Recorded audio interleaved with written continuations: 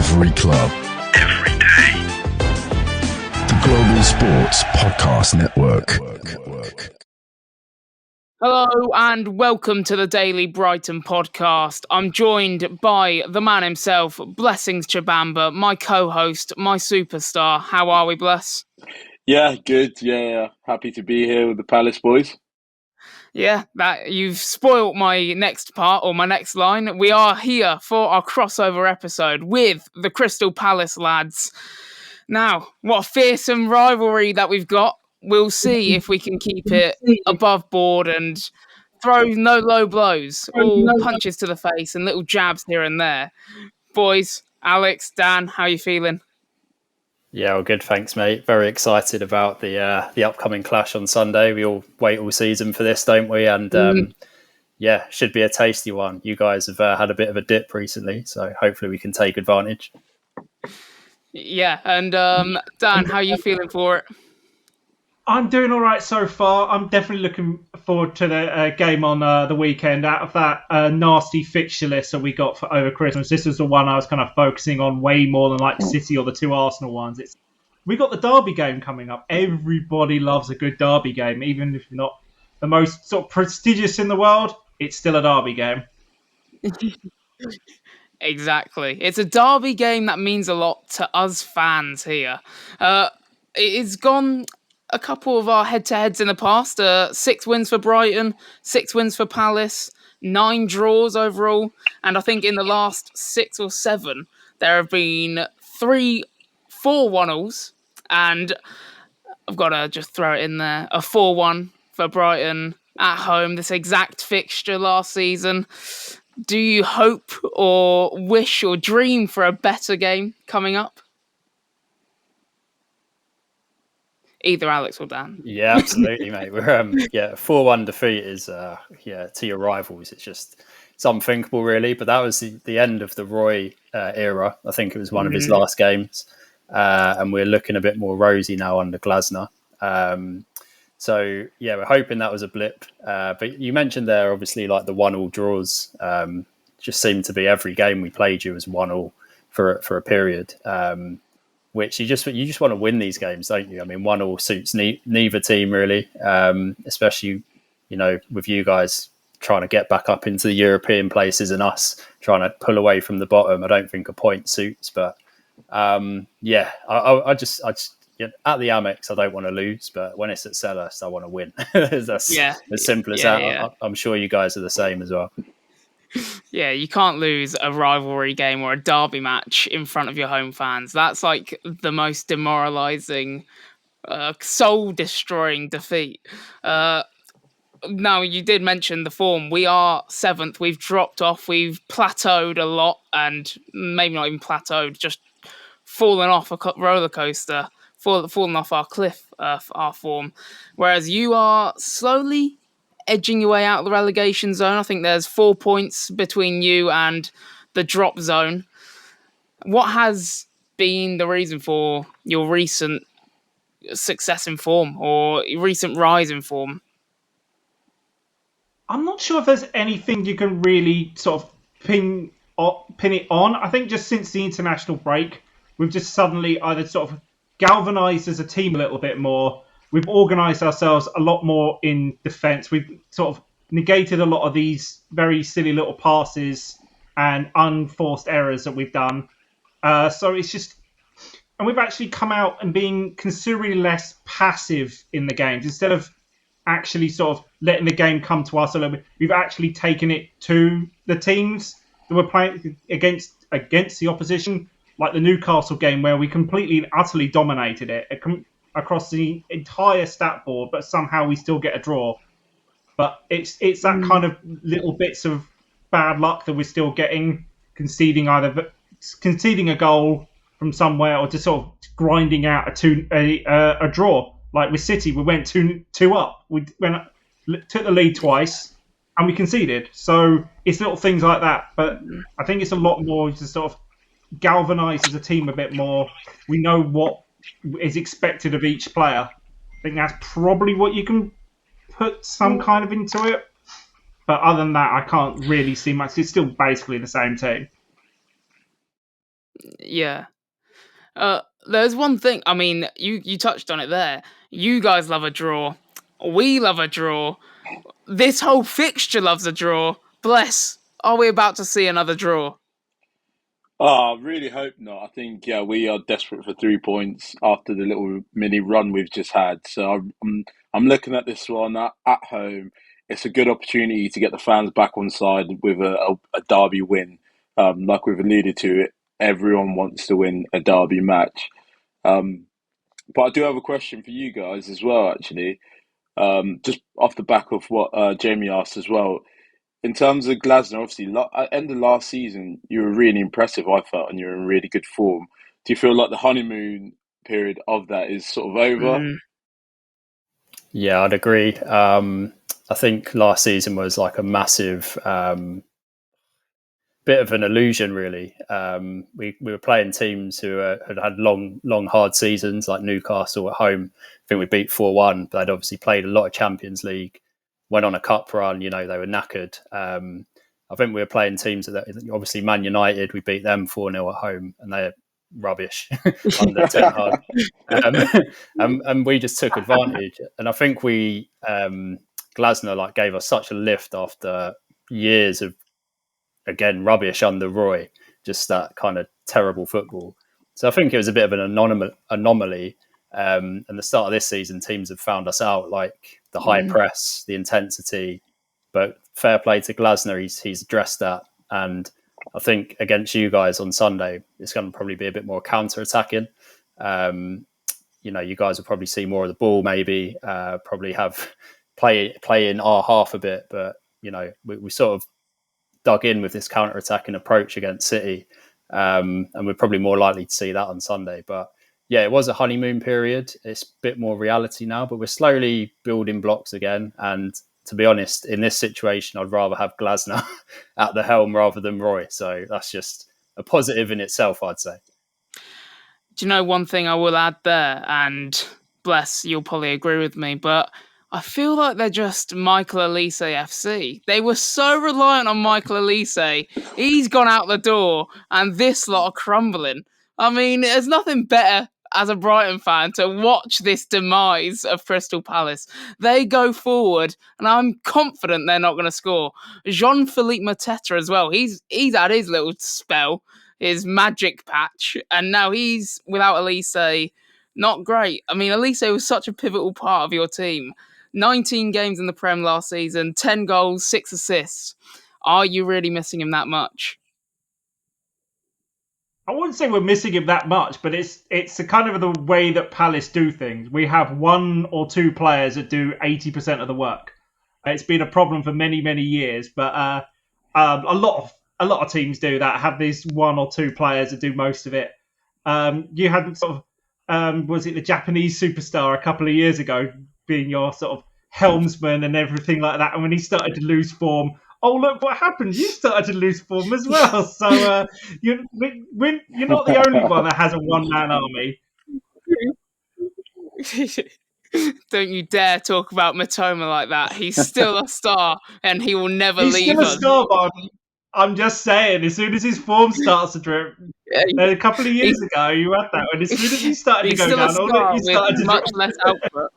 Yeah. Yeah, Alex, are you crying into your pillow every night, wishing that Elise and Eze return together, the partnership that formed Palace? I'll be honest, I was in when Elise left. I wanted one season of Elise and Eze and Mateta doing bits up front. It didn't happen. So yeah, I was a bit upset to begin with, but you know what? We figured it out now. We're back to more or less full strength. We haven't got many injuries. We've got a solid, settled team. I think he bagged a couple against you guys in recent fixtures as well, if I remember rightly. So hopefully he'll come up trumps on. He's a better Danny Welbeck, I'll put it that way. Oh no! We can't be having that. Yeah, bless you. You are the advocate for Danny Welbeck on this podcast. Please respond. The day I see Mateta whipping in free kicks, we could have a conversation. But even that day, I don't think I'll have it. Exactly. Welbeck's actually added Ward-Prowse-esque free kicks to his game. And on that note, we will go to a break and we will talk more about the upcoming fixture and also how teams have kicked off this Premier League campaign and done recently. Here at the Global Sports Podcast Network, we've spent a lot of time selecting our delivery platform, and let me tell you, Zencastr came out the clear winner. With 4K video recording from your phone and AI editing that automatically removes all those ums and ahs, it's super easy to start a podcast that sounds great and is delivered efficiently. If you're ready to tell your story, then check out the link in the show description to learn more about Zencastr. And we are back with a daily Brighton and Crystal Palace crossover. So, Dan, you did mention the amazing result you had last week. You drew 2-2, probably miraculously and probably to the surprise of many of your fans against Man City last week. I mean, it wasn't quite a win. You can't always be Brighton, you know. We managed to beat them 2-1, but that's besides the point. It was a good result for you guys.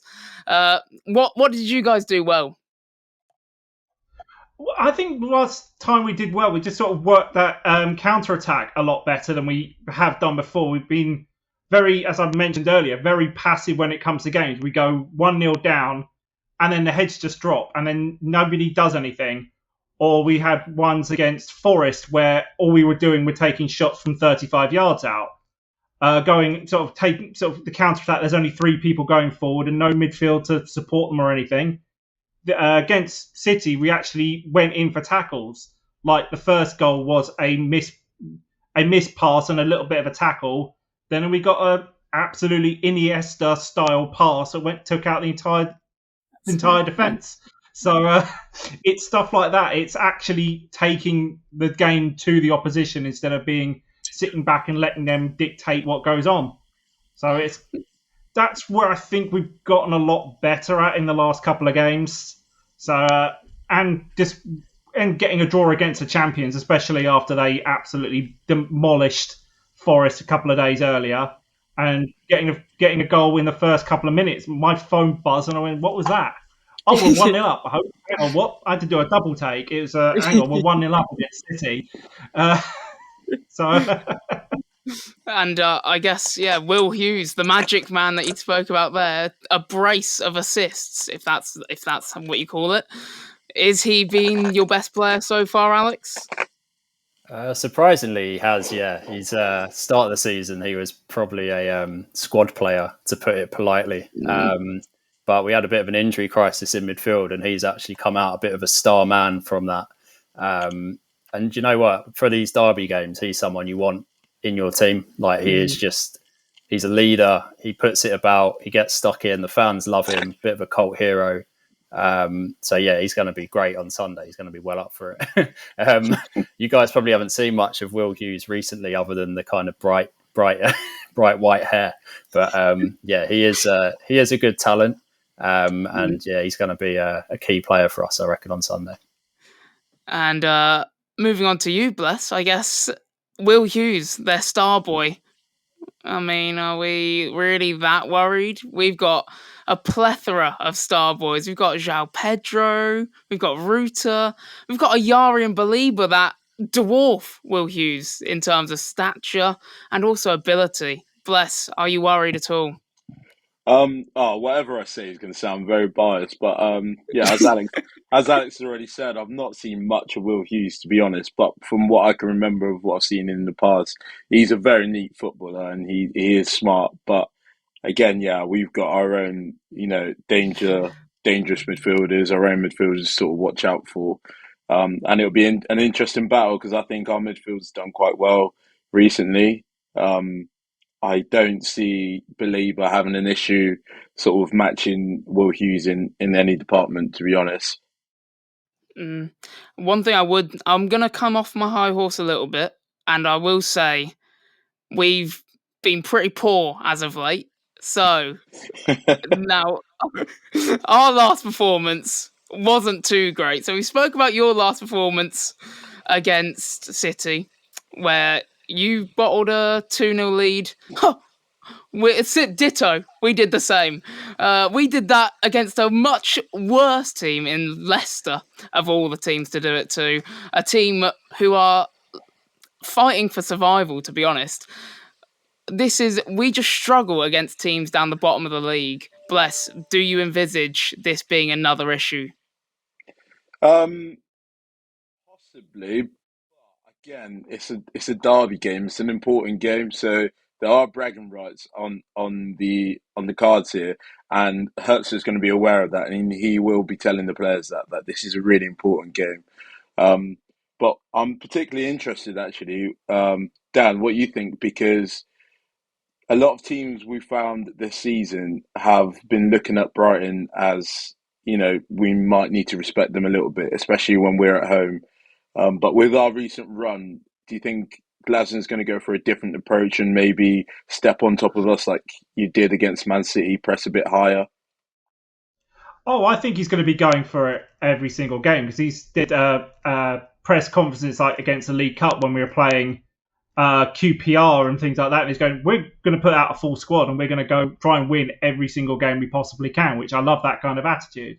So I would think he's definitely going to keep very much a similar system and try and just sort of close you down as much as possible, because we kind of play with kind of two defensive midfield. Most of our midfielders are very big, strong, and are going to be are basically there to get the ball off the attackers and things like that. We have three at the back, which kind of move around quite a bit as well.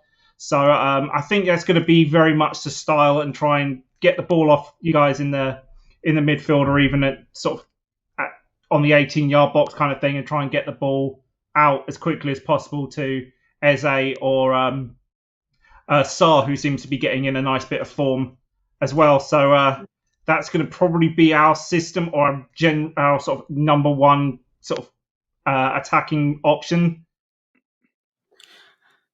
It's actually, yeah. I mean, it's interesting you say that, and yeah, all from what you said about Glasner last season and what he was on such a high with doing was that high press, the intensity. I think that is Brighton and under Hertzler have really focused on playing out like every single game, every passage of play we try and play out. I think against Fulham last week, it didn't work out too well with Verbruggen passing it straight to Iwobi, which is decent. If he could not do that this week, that'd be good. And also Eagle running it straight into the Leicester player for their 93rd minute goal. But other than those two times, like, we have been pretty solid playing out from the back. But I just wonder if it will actually play on their minds, those mistakes, because it was just in the last two games. I don't know what you think about that, Bless. Yeah, definitely. I think in terms of high-profile mistakes, we've only made two. The rest of the time, it's been okay. Sometimes, obviously, not as convincing when Adam Webster stepped in, but we haven't He's seen an him anomaly. since. So yeah, he can stay far, far away from the pitch, and we'll be happy. that's it. We haven't seen him since, but I am interested though. I'm glad you spoke about building from the back. I'm interested whether or not Hertzer goes with a back three, because obviously if Palace play that, he might want to sort of match them up in terms of pressing. It might help us in that way. But again, if we do that, we haven't done that so many times this season. That could be risky in terms of how it affects our build-up. Yeah, that's an interesting point, and we will be touching on that after this quick ad break. This podcast is part of the Global Sports Podcast Network, the only network bringing you exclusive daily news and views on your Premier League team, the Premier League, women's football and fantasy football. A unique listening experience that puts fans first, bringing you the very latest breaking news from your team. Subscribe wherever you get your podcasts and make us your first listen every day. Global Sports Podcast Network. Every club, every day. And we are back with the Daily Brighton and Crystal Palace crossover. Bless, you did a perfect little segue there, and I'm going to expand on that point. So Hertzler said against Southampton 2 weeks ago now, or whenever we played them, that they played a three at the back, and in the first 60 minutes we found it hard, and he said it was difficult to play play against a team that go man for man and build out from the back. So then he reverted to a back three. And then he, against Fulham, started with a back three because I guess we had Dunk back and we had Eagle back. You guys have played a back three, if I'm not mistaken, the entire season. So on Bless's point, I am interested to know if he does go with a back three, which I think actually could be likely based on the comments that he made against Southampton, another team that love playing a back three, and another team that were just taking us man for man, pressing us, and just basically following every man up and down the pitch. I don't know whether that is something that you guys kind of see or you guys kind of do as well. But if it is, that's where I actually do see us playing 3-4-3, which is what Hertzler played at St. Pauli last season. So yeah, maybe Dan or Alex, you can explain whether you actually do just track your man, play a bit Southampton style, and whether you do take man for man marking. Yeah, I mean, we do to an extent. When we're pressing in the final third, we do tend to go man for man. So like Eze will go towards his bloke, and then Mateta will do the same, and Will Hughes will put a shift in as he always does. But yes, we do that when we're pressing, but we do have a lot of zonal marking as well, especially from set pieces. And it is more when we're on the back foot, we'll play zonally. So we'll have Tyrick Mitchell and Munoz, our wing backs, will tuck into those positions, and we'll play as like a back five. But then when we do have the ball, those guys will be more like wing backs. So it's quite a fluid system, which again is credit to Glasner. And it's quite exciting to watch, even though we do. So like you guys were saying, we make a lot of mistakes defensively, which some have come from that positional, that zonal marking. And Dan has touched on that a few times this season in our podcast. He's not a big fan of it, I can tell you that. But yeah, we've got, obviously, our back three is very settled. We've got Gehi, Lacroix, and Chalobah, some really good defenders. But sometimes this zonal marking does, well, when they started first playing together, they got a bit confused about it and who was tracking who and that kind of thing. But we've tightened up on that recently, and it does look a lot more balanced. So I think if you guys are going to change it, it could be to your detriment on Sunday, unfortunately. Yeah, and that's where actually, I'll just ask you, Dan, how do you kind of see the game going? Oh, I'm expecting it to probably be very tight and very sort of tentative because nobody wants to lose these derby games. Palace, we're coming off of 3 or 4 undefeated since the international break, and I think you're sort of on 3 of the last 4. You've either won or got some points off as well. So we're both on good form. We're trying to get out of a relegation sort of form, and you're trying to sort of knock on the door of the big guys and quietly going about your business, really. Kind of not really, nobody's really kind of paying that much attention to you at the moment. So you're just quietly doing what you need to do and sticking, sort of just keeping close to them, really.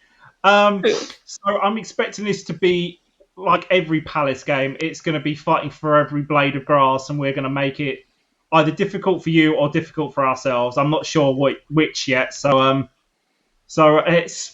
I think it's going to definitely going to be very close because you guys are not. You're not massive scorers, but we're not brilliant defenders. So.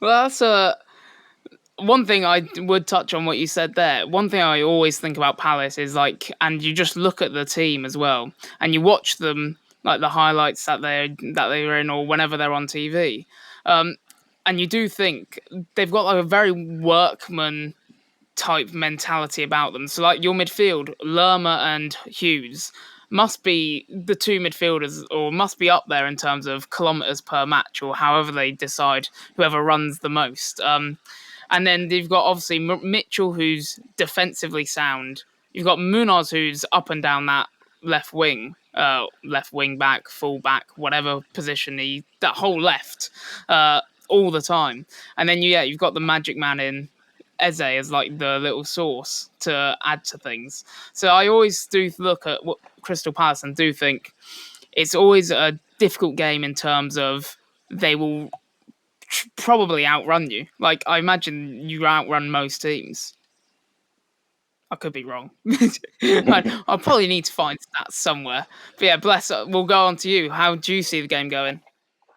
I think, yeah, again, it would be a very, very cagey affair. I think you've alluded to it there of what I was going to say, to be honest. I think Palace seem to work really hard and always have to fight for their points. That's not a dig either, to be fair. um, but I do think, yeah, overall, if you compare the two sides, I think we're the better footballing team. So I think if we can get the ball on the floor and really play our stuff, I think we can create a lot of chances against that back three. I think yes, they're quite physical, but we can definitely test them if we can get past those wing backs and get Matoma 1-on-1 with those centre backs, or Rutter on the other side 1-on-1 with those centre backs. I fancy us creating a lot of chances. The only thing I would worry about is the physicality in midfield. Like you said, I think if Decore is available, I don't know if he might be injured. No, he's back. He's back now. Back and fit and ready. Yeah. Brilliant. It's borderline. I think he's kind of a few minutes or something like that. He's not going to be playing probably the full 90, but yeah. So that's probably good news for us, because I think that's one player I can believe we might struggle to match physically. But apart from that, I think the other Palace midfield is maybe Lerma. I forgot about Lerma. Yeah, Lerma's another physical one. Yeah. That battle in midfield would be key. Yeah, one thing I do fear, and I think you two alluded to it right at the beginning of the podcast, that, or actually I think it might have been you, Alex, that said when you go to these places, you're happy to leave your rival's ground with a point or leave with a result. And I think that is where the danger comes for us, or potentially not danger, but me and Bless have said on so many reaction pods how disappointing we are at breaking low blocks and how much we struggle to score. And I think, Dan, you said we're not really a scoring threat kind of team, which it does feel like that. You watch us sometimes and we're infuriating in the attacking third, especially when teams park the bus or don't really have to park the bus, just defend well. That's where I kind of feel. I feel like you guys could come there, be happy to concede possession, like you said earlier, Alex, and then just try and make us break you down, and then just attack us with Ismail Assar's pace, Eze's creativity if he's still playing, and Mateta hold up play as well. And that's where I think the danger could lie for us. But hopefully we'll have the chances and the clinicalness, which we didn't have against Fulham, to actually put this game to bed. What's everyone's score predictions before we round it off? We'll start with you, Alex.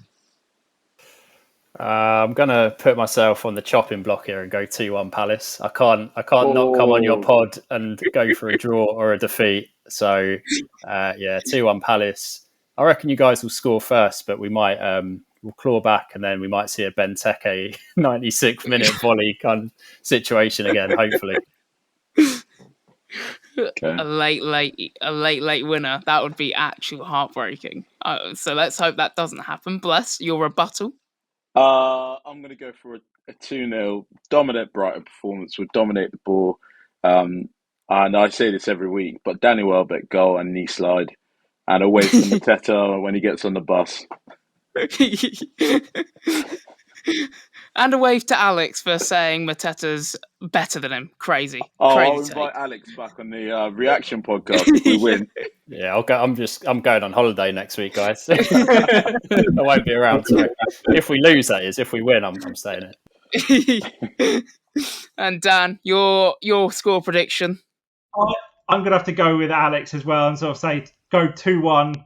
And I think it's going to be really, really late scoring, like sort of the 70, 80th minute. It's just going to be probably really scrappy, or a counter-attack goal that comes out of absolutely nowhere. So that's my sort of kind of predictions, the way that we play. So that's where I'm kind of going for this. So we want to... And I will say, I reckon it will be... I'm just going to jump on the Bless bandwagon. I'm going to also say 2-0. I'm going to say Van Hecker pockets Mateta like he's nothing, like the little boy he is, and Van Hecker's been doing that with every opponent that he's faced. Belieber, a thunderbolt into the top corner, in front of the Palace fans, giving it all that. And then that man, Danny Welbeck, to score the winner, the cherry on the cake, And like Bless said, see you later, Palace. I thought you were going to be more humble. Oh, yeah. Didn't last long. I said that, didn't I? I said me being humble and me actually saying we might struggle here won't last long. Because I'm back on the bandwagon for our fans. I'm predicting us to win. Easy performance, 60% possession, 14 more shots than the opposition. Even possession. Oh, easy. We're going to control the game. And on that note, guys, been a pleasure speaking to you. I would say all the best for Sunday, but we all know that would be a lie. Bless, nice speaking to you again. Dan, Alex, lovely having you on. And Cheers, from guys. us at GSBN, that's over and out. Every club, every day. The Global Sports Podcast Network.